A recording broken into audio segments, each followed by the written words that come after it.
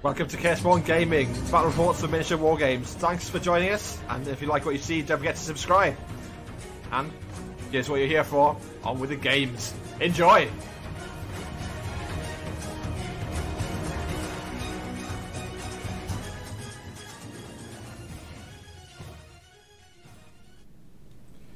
So, welcome back, guys. So we're looking back at some of the games, the footage from the Welsh Masters. So you have to bear with me. We're going to do the same as we've tried with the Firestorm stream. I'm going to speed up the footage and just going to run down the game as it goes. There was a little bit of a time element to the events, so I had to set up a table, normally not my one, to get the stream going, get it live, put up the notifications, that sort of thing, and then get to my table and start the game, all before judges ran round and started my clock for me. Not to say like to distract from them. It's just obviously they want to keep on target to make sure the event goes to plan. So that's what we've got. Is it's footage with the first one. It's going to be me and Benoit from the Belgian team. The lovely Benoit. Thanks, buddy, for supporting the channel so far. So this is round one. So this is Retribution versus Skorne. We're playing on King of the Hill, and hopefully, I'm not watching this back yet. But hopefully the angles get a little bit better. But yeah, there's only finite room between the next table that's got games going on. So we'll just have to see how it looks, basically. Hopefully it's not too bad. So it's King of the Hill. So we've got a central circle zone and two rectangle zones with an objective in. The circle zone's got a flag in the middle. If we look at the table, obviously that bottom zone is going to be out of view for a bunch of the game. I can't remember if I correct it or not, but yeah, we concentrate on playing, so forgive the angle, and hopefully it's worth watching. But there's a wall there, nothing else in the zone.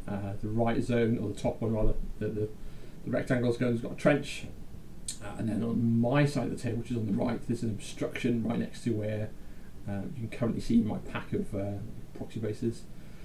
And then on the bottom right, it's quite a substantial building, and then on the left hand side of the centre is an acid pool, and a pretty sizable forest, and then you can see the blue wall, which is my theme benefit from playing in Defenders of Ios. So that is what we've got, and I will start by talking through our list while we are deploying. So Benoit is playing. If I find his lists, he's playing. Well, he's got Jalam in Masters of War, which is the off list, but he drops a Xerxis one. So Xerxis with Tiberion, a Gladiator, a Sentry, Makeda 0 with an Agonizer and a Krea, a Mortitheurge Willbreaker, Tyrant Rhadeim, Max Cataphract Cetrati with Tyrant Vorkesh, Min Beast Handlers, and then Max Ferox and the Tyrant Commander and Standard Bearer. That's in Masters of War. So RFP, so a takedown on the melee weapons, which is nice. And I'm running my off list, which I'm not playing, is the Falcon Forces of War, but I'm playing Kalissa. So Kalissa in Defenders of Ios with a Fey Knight Guardian, 2 Attorney in the battle group, Aelith Veer, a House Eloir Warden Executioner, Scythe, 2 Ghost Snipers, Priest of Nisor, Elara with 2 Harpies on her, Iris 1, 2 Mechanics, and then Max Risvast Defenders and 2 units of Electromancers. I can't really remember what our objectives were. It might have just been both of us might have gone for no push, just because slams from Tiberion, guns from the Harpy maybe. We'll see as we get going. But yeah, so obviously I've won the role and chosen to go first. I don't really want to have the Skorne army be able to threaten too far. The cats just walk and threaten too far to give up the first turn versus them, basically. So I want to get into a good position where I at least can be part of the way up the board and threaten to remove the cats if they come within my range. So obviously they'll walk. Oh my god, they walk 19 inches and something like that. It's something a little bit obscene. But yeah, I've seen I've seen Benoit playing this exact list, or very similar to this list, into Evan a little while back. He was on War Table. Evan was playing Legion at the time, so in fact, you can probably go back and watch it if you are so inclined. And yeah, I'm terrified of how far and how much damage he can potentially do. So to be quite frank, and then so the Ferox casual speed 8, but obviously either the Tyrant Commander and Standard Bearer or Xerxis can speed him up, so takes them to what, speed 10. Makeda could give them celerity, so they're now speed 12, or effectively speed 12. And then they jump 5, so that's 17. Is that everything that gets into them?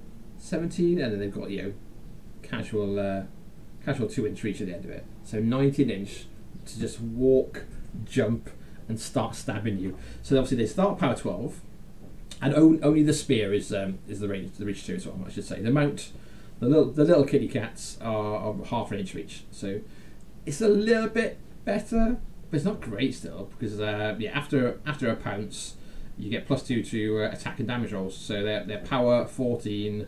Obviously Xerxis can feat and make them power 14 weapon masters. So in an ideal world, you don't want to let them walk into you, jump, and get both their attacks. They're going to do a lot of work, more than I'd like. With Retribution's quite a squishy army, generally speaking. So yeah, I want to avoid avoid that basically.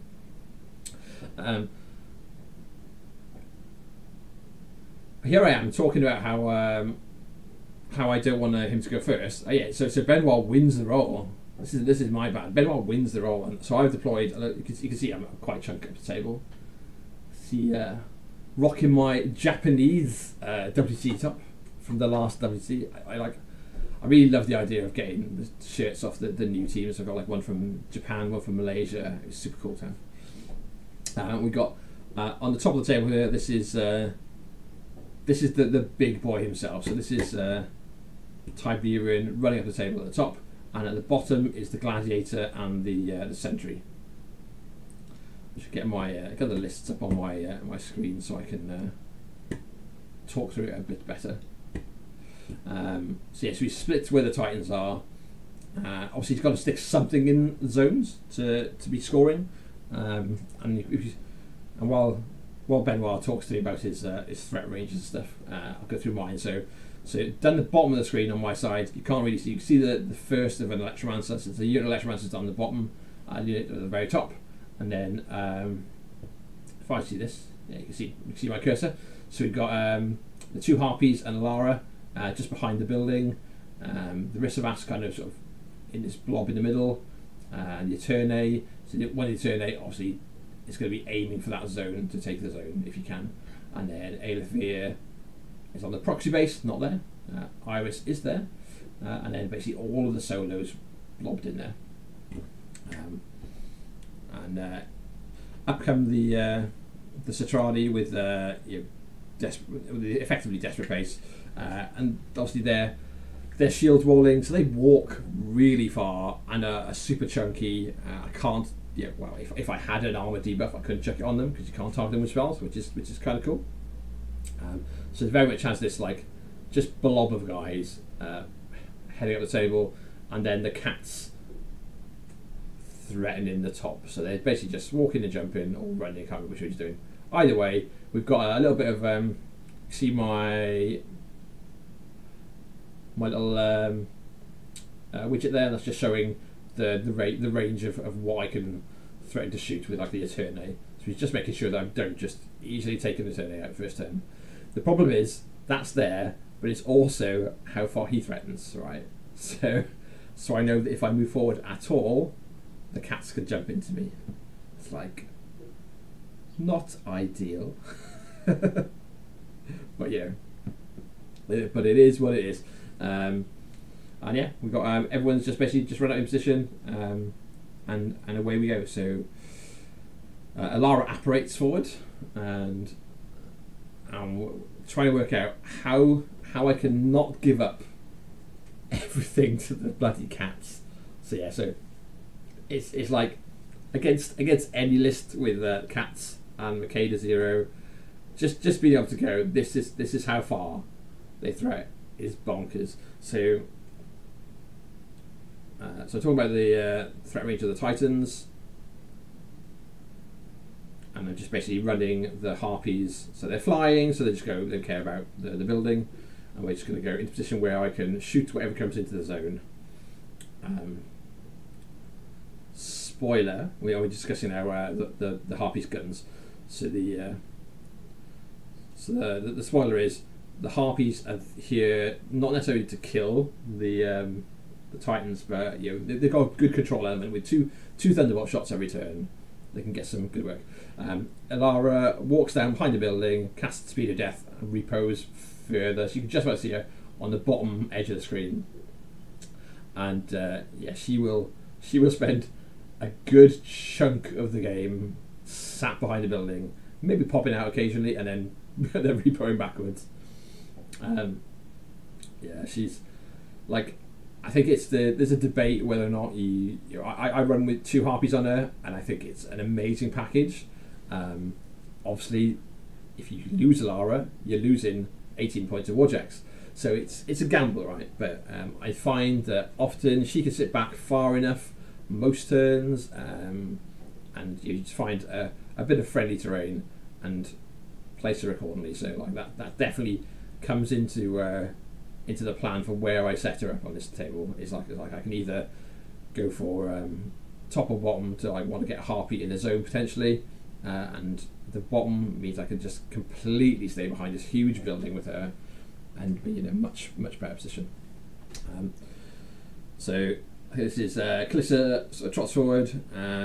She's got refuge on herself. That might be everything I've got. She's got very little guns, very little spells, so I don't think I even bother putting Banishing Ward or Blur out on anyone. But we'll find out as we go. This is Ghost Sniper running, and a second Ghost Sniper running, just making sure they're outside the range to be potentially knocked into. And we've talked about the Cetrati threat range, and then I think Benoit's forgotten. He's forgotten about. So we talked about how far the Cetrati goes, and then he's explaining that there's the mini feat as well, where they get to repo at the end. Basically we stick the Ghost Snipers back beyond the range where the Cetrati can come forward and repo and engage them, and then up forward goes a load of Risavas. So they don't get tough, and they don't get they don't get the last breath if they're killed by warrior models, which is a bit rough. But basically what I'm doing is just trying to mitigate what can get into what. I'm just going, right, there's some of these guys going to be in the zone, some of these guys are going to be held back for later. The priest runs behind them, the guardian just runs up, scythe runs up. Everyone's very much just posturing, and then the attorney is going to go.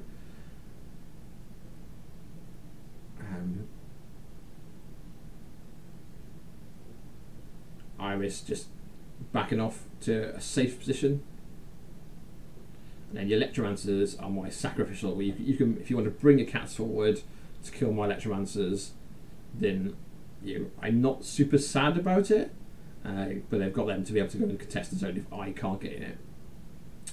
So spread out the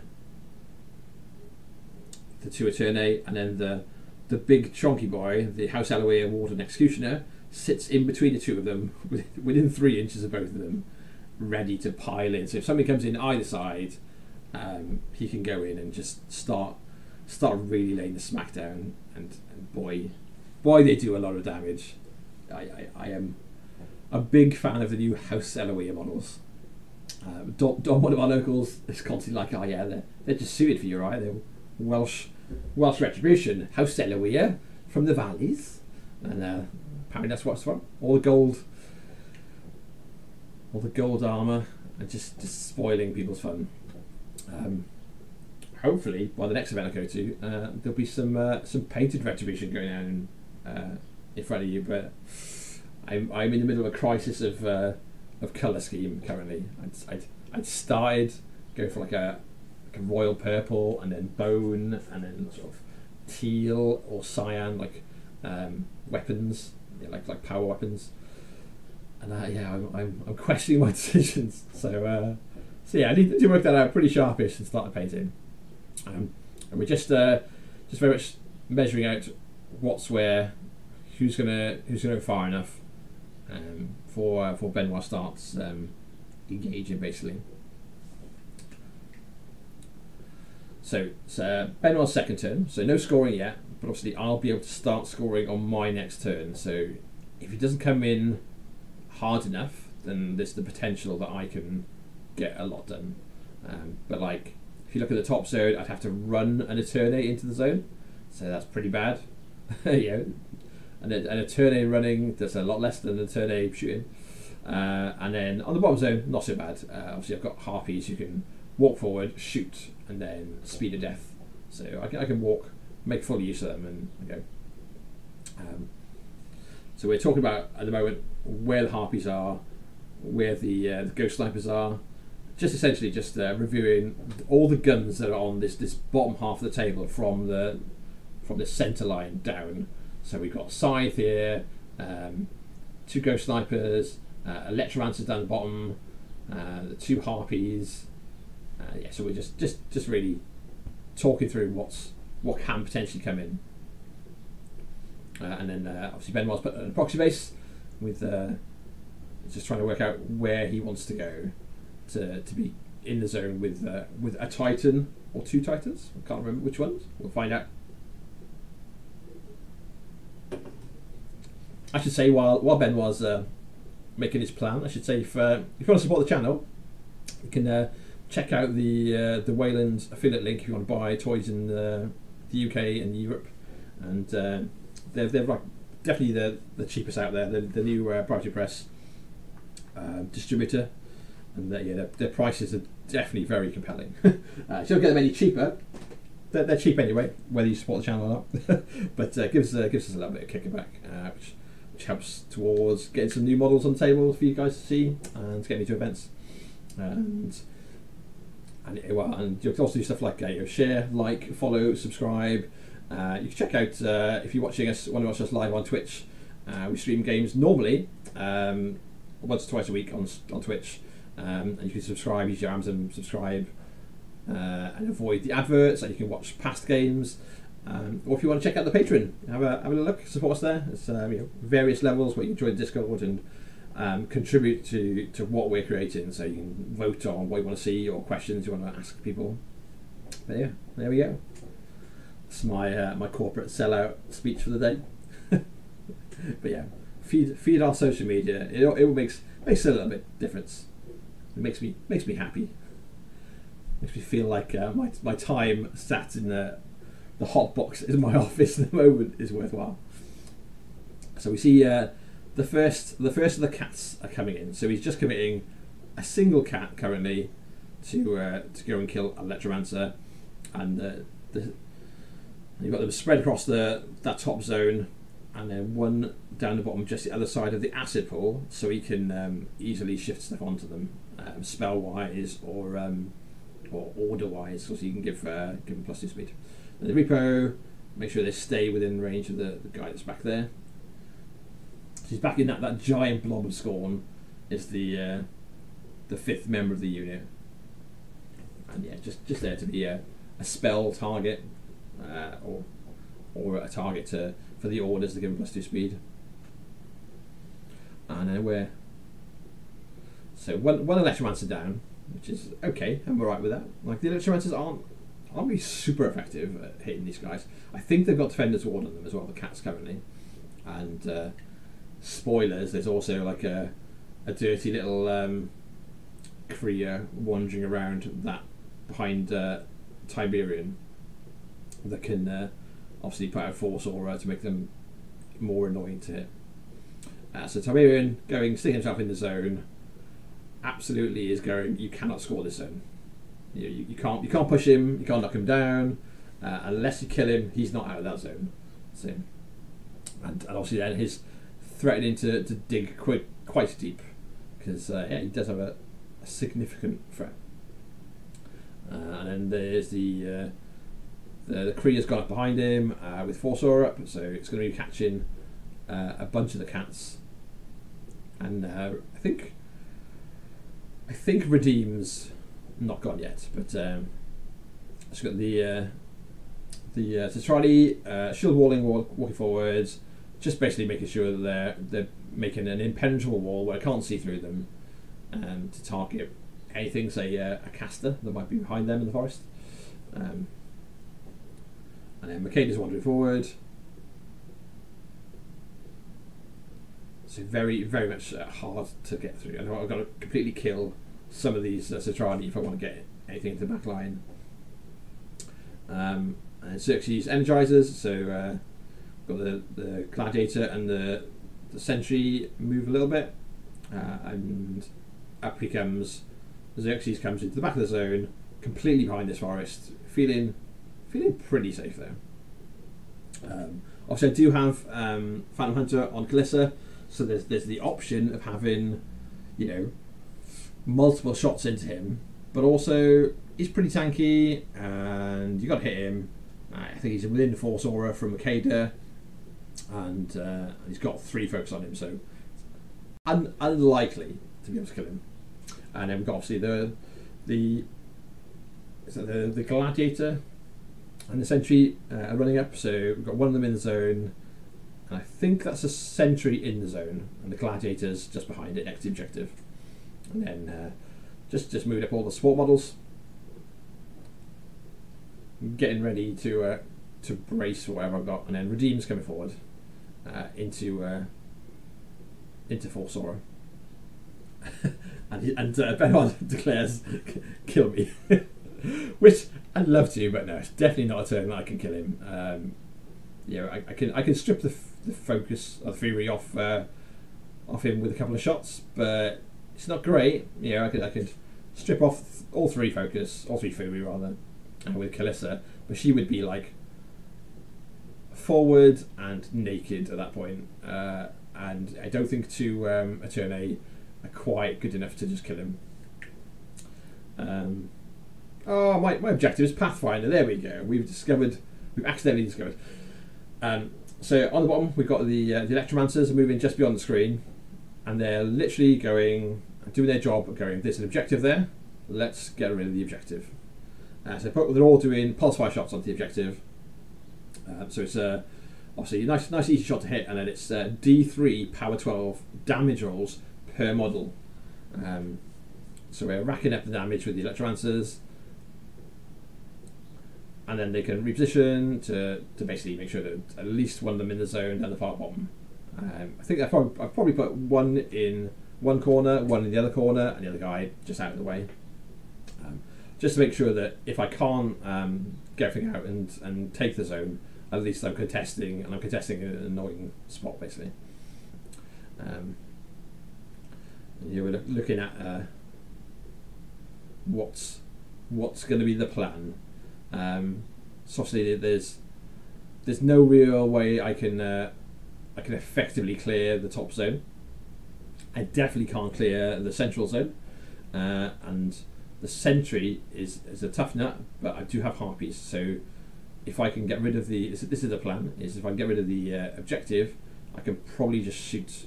The plan is to shoot the Sentry out of the zone and claim it. So which point I can get 2 points from there, and then contest everything else. And I'm not sure if I can if the Cetrati are close enough to contest the flag in the middle, but we'll find out shortly.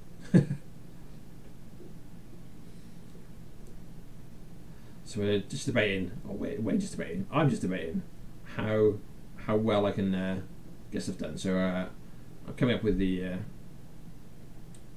Executioner, and he's just popping shots. It's not very good at shooting, that's the only problem. Rat 6, and he's shooting the guy that's just far enough away from Rhadeim that he doesn't get dodge. So goes up, has a try, a valiant effort, fails them both, and then just gets back. At which point we're now looking at the turn. So obviously I'm contesting the zone by virtue of having an objective there. But yeah, that's going to be pretty easy for him to move. So up comes the first turn A. It gets accumulates a point of focus from starting within 3 inches of the Executioner, which means I can boost attack and damage rolls. And then the second Executioner basically does exactly the same. Shoots and kills the second unit of cats. The cats, should I say, have been given tough by the Mortitheurge Willbreaker. I think it's a Willbreaker that gives them tough. Now we're wandering forward, so up comes Iris, shoots a cat, Reapers backwards, just to put some damage into it, so it's now taken 3 damage, just deadly shot. And I'm working out, and the next is why my Electromancers have failed me at the bottom. Just going to move, slide. I wish this was the option to like stick things to tables. So yeah, unfortunately my wall template is a bit slidey because it's just a widget. So up comes Kalissa, shoots off whether it's on the Cataphract. I can't remember. I'm guessing it might be the armor buff. And then start shooting at the objective. And she is feeding. And then it gets to a refuge backwards to a safe spot. So she walks forward. I probably shouldn't have bothered shooting the Cetrati. Should have just gone for the objective, but she walks up, shoots the objective, walks back, and with feet up, and then Scythe comes forward, and she shoots off the objective with her shot, and starts, I think, just whittling some damage into, or tries to start whittling damage into the Cetrati, but yeah, they're pretty buff. And then she gets to run and gun because she's killed a model. So I have my first point is on the table from killing the objective.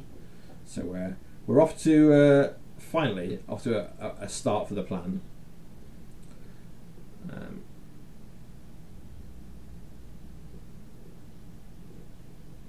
So we're doing boosting shots from the Harpies, and they're boosting just to get the knockdowns basically. So I'm like not too fussed about doing so much damage.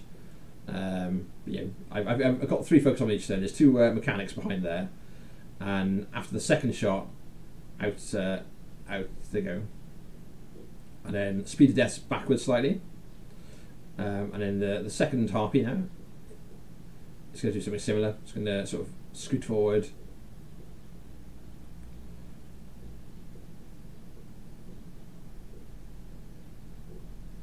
And Alara, if you just see, is at the bottom, just behind the bottom section of the building, just about to see her on the very corner of the screen.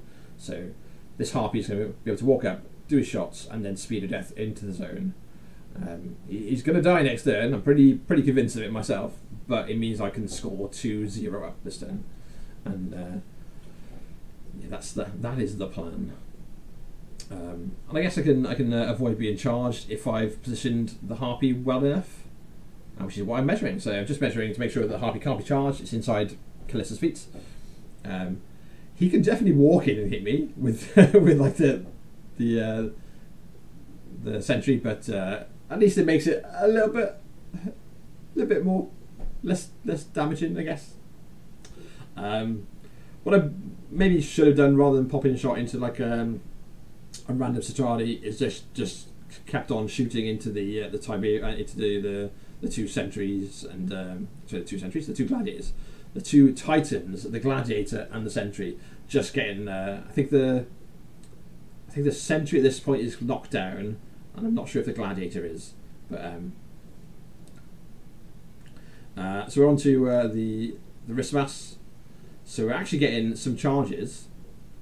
So the one that cunningly had Pathfinder from the objective actually gets to get into combat otherwise, and then yeah, the rest of them are basically just just positioning, making sure they're in formation, and then the rest are just kind of get into position so they don't hopefully all die. So we tough check on the first guy, and off he goes. And there's no one else to like redirect the attacks to. Now we've got ghost snipers coming up because they can do damage. So they're going up and just doing deadly shots. So 2 deadly shots equals a dead Cetrati, and then they get to walk backwards. And the priests just run in to be in a helpful spot. The Guardian runs around next to Calissa, and away we go. So we're on to Benoit's turn 3. So currently 2 up for Retribution. And I'm assuming at some point we measured and there was a Cetrati contesting that flag. Otherwise, I could have run, say, the priest up there because he's not really doing a huge amount. Like the +1 hit for sides, pretty nice if I'm shooting defenders who awarded cats, but not the end of the world if I don't get it. So Benoit's just looking at my poor harpy that you can just about see in the corner, the bottom of the screen, in that bottom zone, and yeah, there's 2 titans can get to him. He is not long for this world, I would say. Just doing obviously free management, just all the planning at the start of the turn. But I was working out what he can get done. So like there's definitely some serious work he can do. So if you haven't seen the horror that is Tiberion under Xerxis 1 feet, it is nasty. And obviously he's got sidestep, so he can go in, smash the objective, and then come forward. And I've cunningly left 2 models in the way between the objective and my turn aid that they could probably bounce off them as well, which is a little bit bad. And I'm kind of like, okay, hopefully I don't just die. I'm trying to remember if I've got Hermit in this list. No, I don't have Hermit in this list. So I've got Iris as my Merc option, even though she's partisan. In fact, both of them are partisan, but she's my choice. It's a tech choice to be slightly better into like Crucible Guard and into Kador, Karchev. But it means that whatever's coming, there's no way for me to mitigate damage. All I can do is stop things from charging, which is something, right? And counts on the objective as well. So the objective can't be charged, and neither can, I think, any of my models apart from the 2 Risavas in the top zone. And well, they went in for the team, and plus they're kind of annoying to just like slow down where you can place everything else, or just like have to think about order of activation.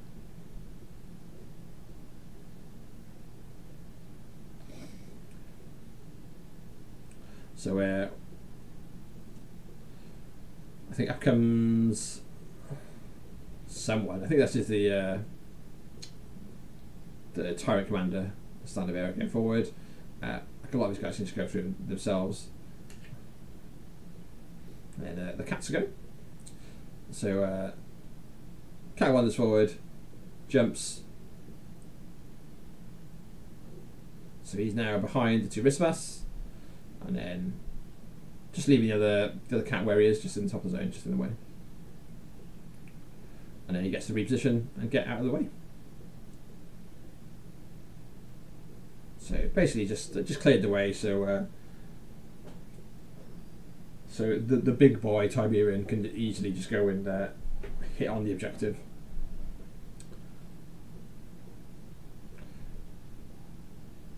He's got to give him Pathfinder though, which is luckily easy enough to do.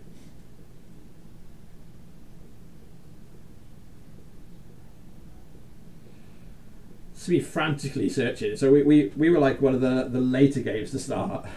So neither me and Benoit had a drink, and it was hot that weekend in Cardiff. Luckily, one of my club mates, Gav, had valiantly died early. Got assassinated quite early. I think he It's the first game to end. So we got to wear a silly hat for the weekend. But whoever wears the silly hat for dying first in the event gets a prize at the end if they make it through while they're still wearing a silly hat. But yeah, he's lovely Gav's come across, and I've given him some money and said, please can you get some water, because we're both like gasping. So that's what happens. So we're on to Xerxis. Xerxis comes forwards, energizers, so the Gladiator comes into the zone. Water is delivered. Oh, Gav, what a champion! Gav Roth, the real king of Skorne.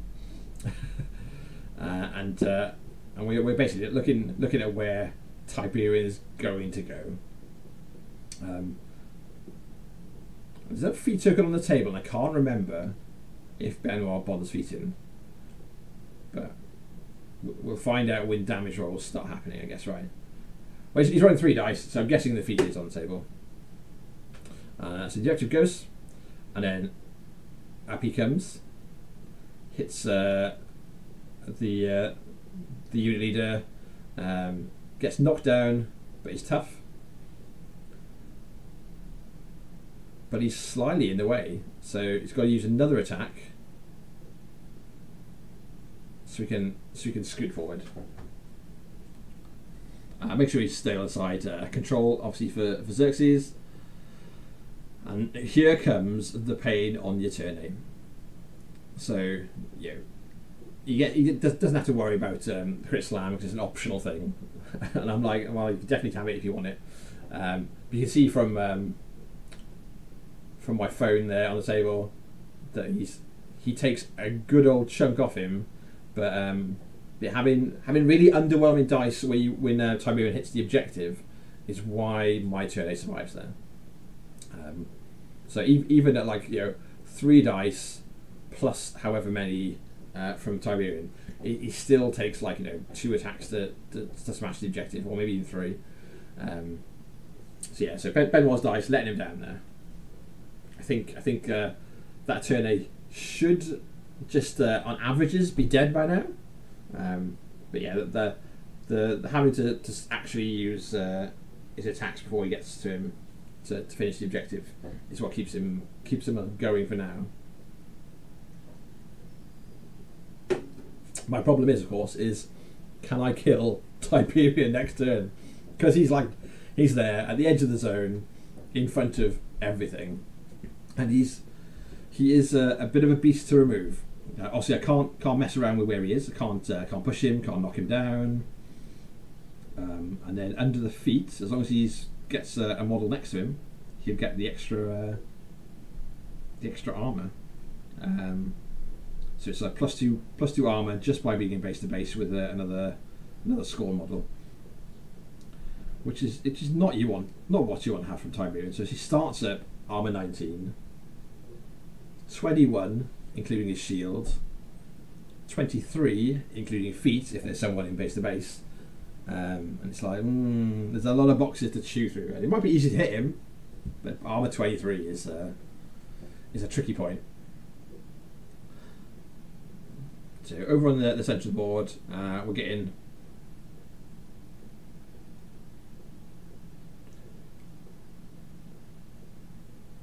we're getting something put on the table. I think there was a discussion about Makeda moving and casting the Beast Animus, and I was like, you just could have cast it before you moved away from the Krea. So basically, we just fixed it by being good guys. So these Cetrati are going deep. It's like not where I want them to be, because they again are pretty chunky. I pick up my dice, hopeful for the tough checks, and then I'm reminded that I don't get that option. I don't get to do it. So the mighty Tyrant Rhadeim comes forward, kills the Necromancer, and then repos into the back arc of Tiberion, base to base, to give him the +2 armor, and thus get into that armor 23. Not where I want him to be. It's where he gets him to.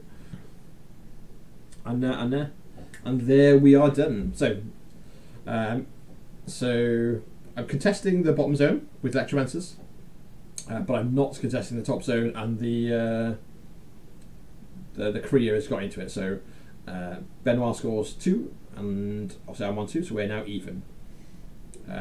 Feeds a gun, and we're looking and going, what can I get done? And then obviously the pressing question is, can I kill Tiberion, or will he get to just mash my entire army to death? I'm in a lucky spot where I can't really give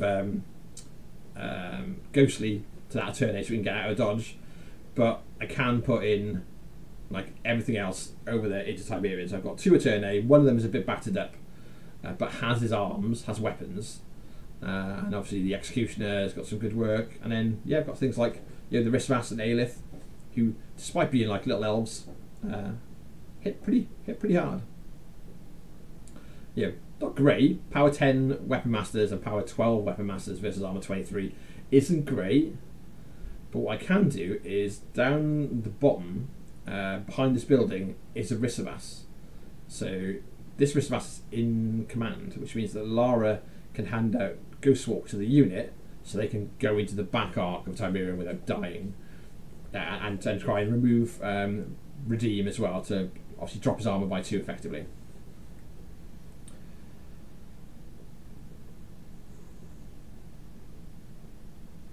So this is the Electromancer. That was the Electromancers just doing pulse fires, just trying to soften up these 2 Titans.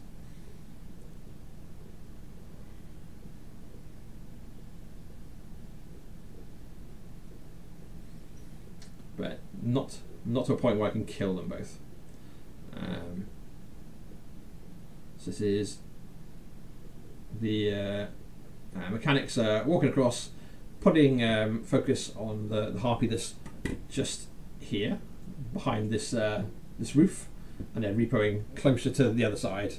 So not far enough that I can put concentrated power on either of my heavies,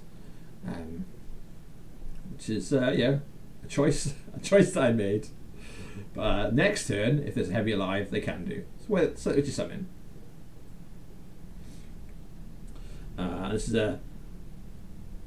This is a gunshot from a harpy being lined up by the 12, and I think that might be Makeda. Is that Makeda?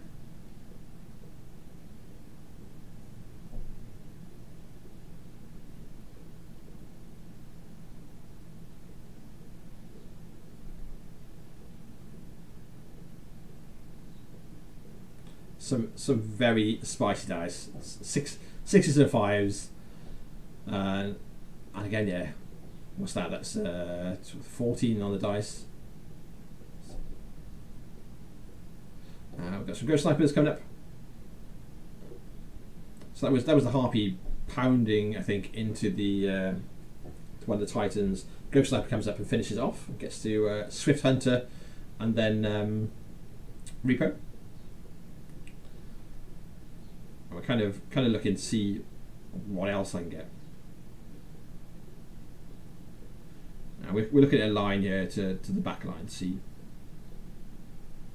what can get what.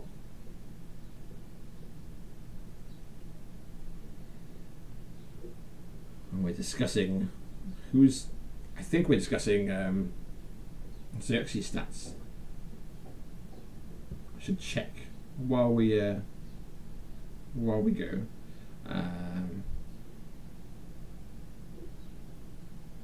Yeah, 1522. So it's 1522 with Force Aura. So it's 1318 on his card, and then but with feet being base to base and with Force Aura, I think he's 1522 versus guns. So that extra 2 points is significant enough. So I'm just boxing out where I'm putting someone. I'm not sure which someone this is. This might be the priest. Yeah, the priest goes forward and sprays.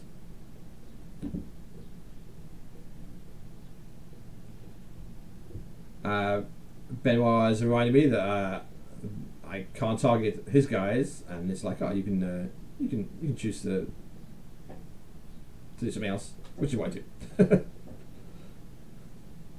We have a nice friendly game. It's super cool.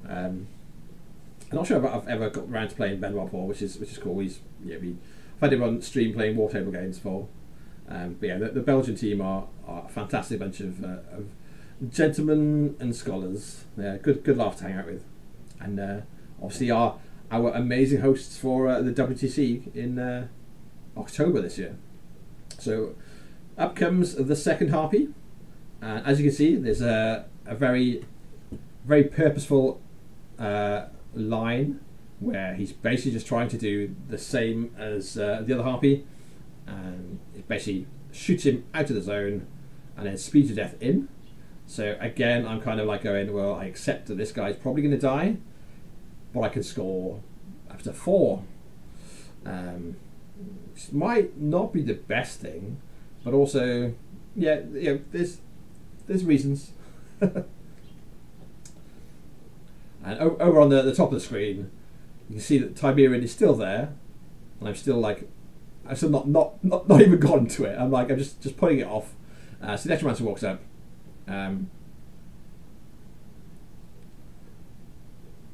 starts putting some shots out, and then repos into the zone, and then the first Eternate goes forward and is swinging at Rhadeim. So as I said, obviously Rhadeim's giving Tiberion +2 armor currently. So I want to be killing Rhadeim, or rather removing him from being base to base to weaken up Tiberion. Which I don't manage to do, which is, a thing. But yeah, it evens out. Like anyone who gets upset about dice, dice will always be dice, Averages average out in time. You'll see highs and lows, but don't get upset about it. Just go, it's not my time. So obviously, Benoit had it the last turn. Tiberion on average to good dice would have killed that Eternate anyway. So I'm getting more out of him than I expected already, because he's still alive. And we're kind of working out where I can get. So I'm not gonna be able to score that top zone, but I am contesting it. If I can kill the Krea, all the better. But I think the Krea might be outside of range from Makeda, which at least means that he's got to make a frenzy check or something. But isn't likely to go anywhere unless I can make him go somewhere. But I'm kind of measuring up whether there is something I can do where I can get into the zone and clear it, but I'm like, nah. 1, I'm not sure I can. 2, Tiberion's still there in the middle of my army, untouched if I do that, and which seems a bad spot.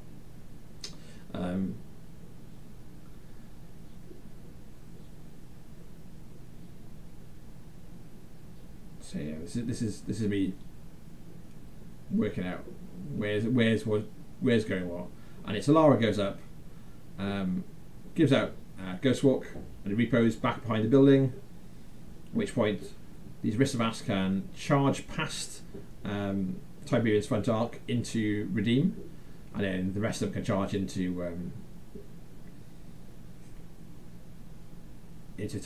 Tiberion. Some of them behind, so which helps. So 23 goes down to 21 once I've killed Rhadeim, and goes down to 19 if I'm in his back. So yeah, I'll take it. So Rhadeim dies on the first swing, which is pretty handy. And these are now just dice off 9. That was 3 dice because it was redirected, because I charged 2 models into Rhadeim, so that one got redirected. I'm picking columns here, so I can just choose to take out his spirit, basically.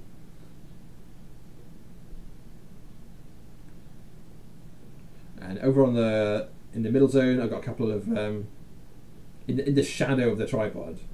There's a couple of swings from Rismas that just bounce, just don't really do anything. In comes the amazing Aelith Veer and misses. Gets a double 1. It's like, this is not what I want.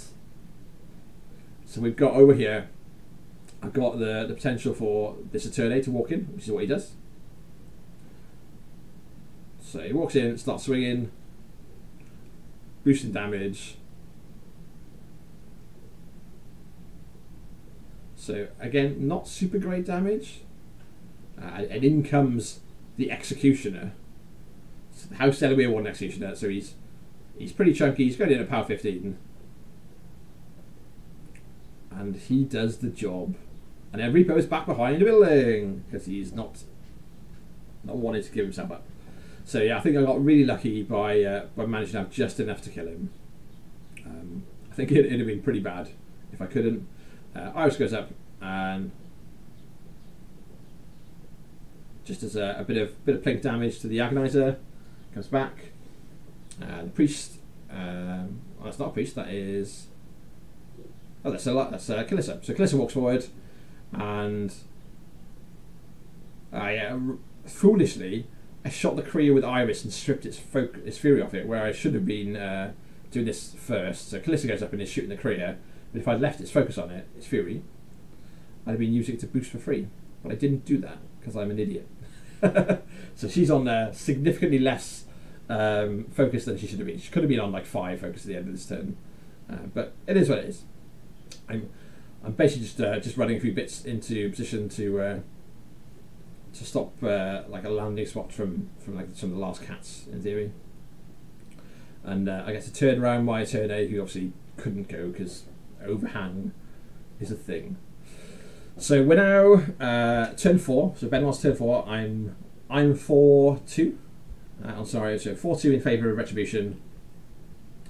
But obviously, and there is still a heavy, a Gladiator, a Titan Sentry, because you just about see at the bottom of the screen and down there, just by my just underneath all the social media stuff. Yeah, you see the shadow of its back banner. So there's a Titan prepped to come forward. I think I'm definitely consider myself lucky that one, I've got 2 heavy still. I don't think obviously one of them is pretty beaten up. I think I'm definitely count myself lucky that I had enough to kill Tiberion. Otherwise, I think it is just like all over. But there's still a fight left in both of us right now. Obviously, I'm only 2 up on scenario, and that heavy could probably come in and kill the Harpy. But you'd be surprised how much Electromancers do. Like, yeah, just having 3 shots, each doing D3 damage at power 12s. They can like chip away, like and then obviously Repo back out of easy threat range, which is kind of good. So we're just Benoit's just debating what he can get done this turn. So obviously I've helped him out with some fury management, so Makeda doesn't have to worry too much about the Agonizer. Just throwing some tokens everywhere. Very much Benoit trying to plan out,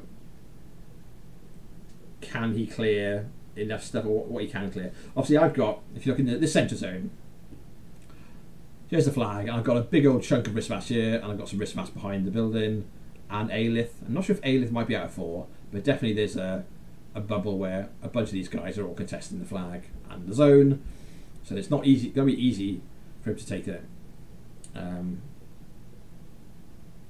I think this guy coming in is the Tyrant Commander and Slanderbearer coming into the Harpy.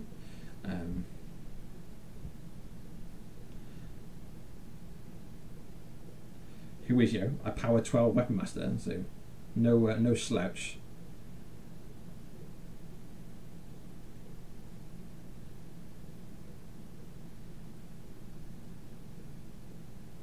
So this is Makeda coming in and showing the world how good she is. Like when the Warmachine juniors came out, like Ilara and like Kane, like they were okay, right? And some of them are still decent. They've got some tools to bring to an army. They've got some cool abilities, and there's some nice synergies. But when the Warlock ones came out, so Makeda, Barney, Madrak, who else is there? Makeda, Barney, Madrak. There's someone else, right? But yeah, they Oh, Thagrosh, yeah. They I think have been super cool. They really are really like amazing little pieces. And I don't think any of them are too powerful. I think they're really good and they're really compelling choices. But obviously you've got to bring a beast with them. So yeah, I think they're not over tuned, not over the top, but they're definitely really good. So that was Makeda coming through and just going blurb and smashing a bunch of the wristmass from behind the wall out of there. And then we've got the cats coming. So one comes into the back of the wristmass, one comes over to the last Electromancer. Some sort of announcement from Martin. I'm not sure what he said. So we've got the Ferox clearing that top zone. And we've got I think that's the Tyrant Commander now engaging the Harpy. Having done a bit of damage to it. So I'm not sure if the Titan Sentry is knocked down, but at this point we're looking at we're looking at Xerxis having to go across to get the Gladiator, the Sentry into control. Because I've basically just been shooting it every turn, just shooting it a little bit further away from Xerxis until now he's got to go and stand over there to get it. And then these Cetrati shield walling forwards.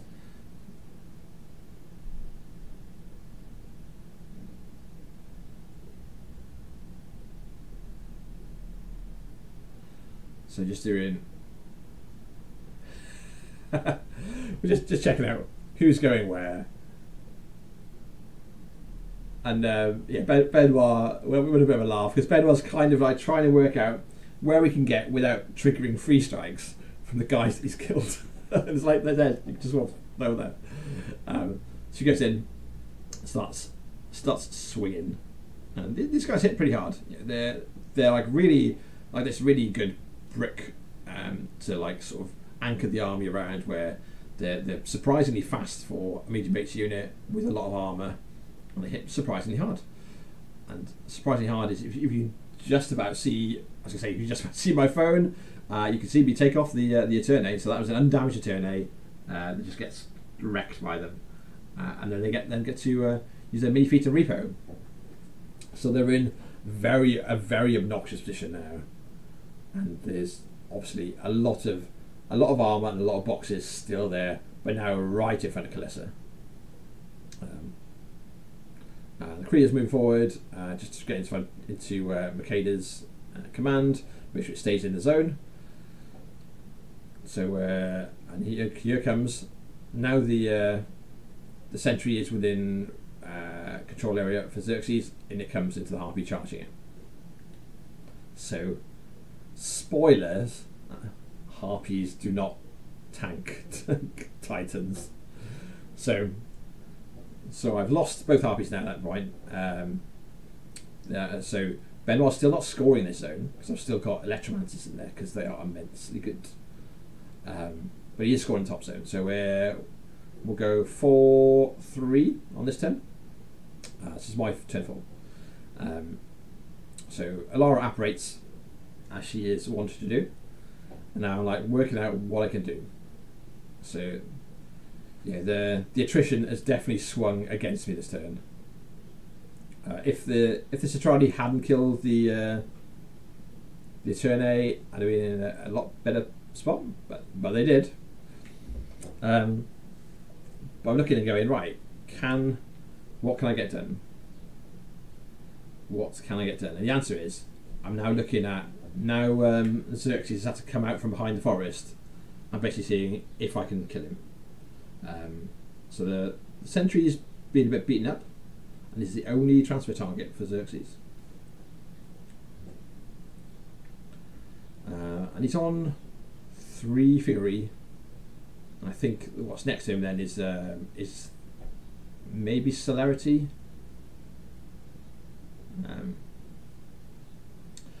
So Kalissa's got parry from the Guardian, So just walks over basically, starts shooting. Uses his fury to boost their damage rolls. Learned from my my previous turn. She's let Refuge go because this is an all-in. So the priest walks forward and says, "Blessing of the Winter King or Winter Father, where it is, to give Scythe an extra +1 hit."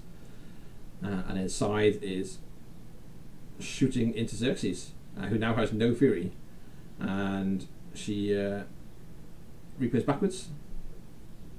And then off screen, the Electromancers, who are like the unseen champions of this bottom half of the table for me, where they've been contesting and slowly killing heavies. So it's like shooting pulse fires. So second pulse fire hits, and the wonderful Electromancers do it. I've got a couple of Ghost Snipers left still, but I think that's all I've got that can get onto him. So yeah, not a lot left to pull out, but yeah, definitely very cool. So it was an absolute pleasure to play against Benoit, for sure. It was cool, and yeah. So I take the first round. Let's be done. Now you can see what there is. Thanks for joining me.